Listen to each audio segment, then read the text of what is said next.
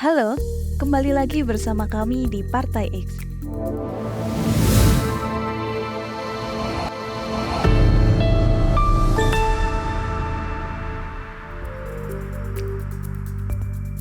Merdeka pada tahun 17 Agustus 1945 membuat Indonesia mendapatkan stigma di mana sulit untuk menjadi negara maju karena usianya yang masih muda. Pengkerdilan ini membuat masyarakat kemudian mewajarkan setiap belenggu masalah yang terjadi di dalam kehidupan berbangsa dan bernegara. Wajar, namanya juga Indonesia masih muda. Ya, beginilah yang terjadi di negara berkembang. Begitulah bagaimana gelar negara berkembang dan usia negara yang masih muda menjadi tameng dari setiap political crime yang terjadi.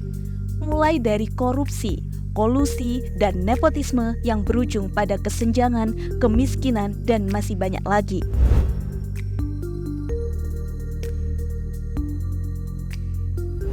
Amerika Serikat sebagai negara adidaya dijadikan pembanding oleh negara Indonesia yang belum mampu menyandang predikat negara maju, apalagi punya hak veto.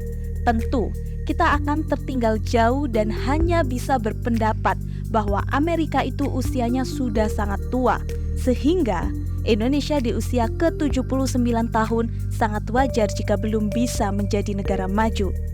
Padahal, ada beberapa negara di Asia yang sudah mencapai predikat negara maju, umurnya yang masih belia. Contohnya, Singapura yang merdeka pada tahun 1965. Ada pula Korea Selatan yang merdeka di tahun 15 Agustus 1948. Bahkan, Cina yang baru merdeka pada 1 Oktober 1949 sudah masuk dalam jajaran negara maju dan memiliki hak veto di PBB. Lantas, masihkah kita mengkerdilkan pikiran bahwa Indonesia bukanlah negara maju karena usianya yang masih muda? Mengapa kita tidak berpikir bahwa Indonesia bukan negara maju karena adanya masalah di dalam sistem pemerintahan?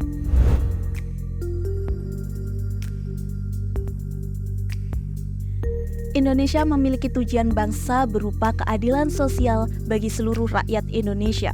Selain termaktub dalam Pancasila kelima, juga tertuang pada pembukaan Undang-Undang Dasar 1945, paragraf keempat.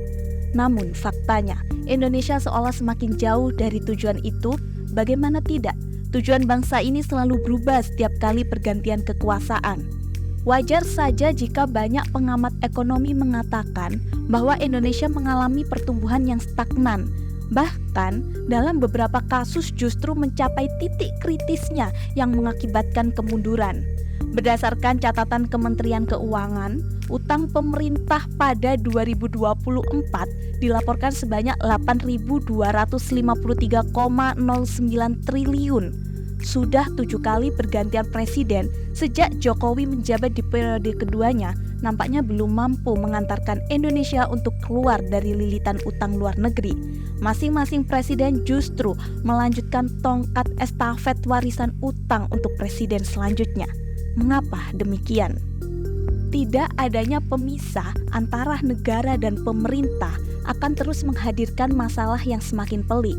Bisa jadi negara ini awalnya sen kiri atau lebih mengarah pada sosialisme, kemudian maju lurus ke depan atau state center. Namun, sekarang justru banting setir ke arah kanan menjadi kapitalis.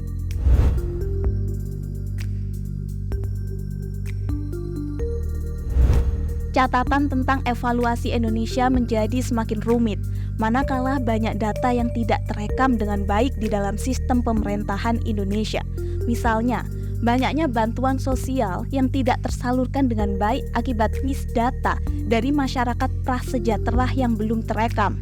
Penerima beasiswa Kartu Indonesia Pintar Kuliah (KIPK) juga dianggap tidak sesuai target karena banyak mahasiswa penerima yang hidup hedon dan masih banyak lagi. Selain itu, tidak adanya indikator ukuran yang jelas untuk mengukur kinerja para pemerintah membuat mereka bisa bergerak sesuka hati. Rakyat yang tadinya memiliki mandatorisnya melalui MPR kini juga tidak lagi bisa mengkritik. Jika seperti ini, bisakah Indonesia menjadi negara maju dalam waktu 10 tahun? Jawabannya tentu bisa, asalkan pemerintah mau membenahi sistem melalui 6 poin penyembuhan bangsa. Salah satunya adalah menjalankan poin pertama, yaitu mengembalikan Undang-Undang Dasar 1945 ke naskah asli dengan amandemen terbatas. Jika seperti ini, bisakah Indonesia menjadi negara maju dalam waktu 10 tahun? Jawabannya tentu bisa. Asalkan pemerintah mau membenahi sistem melalui 6 poin penyembuhan bangsa.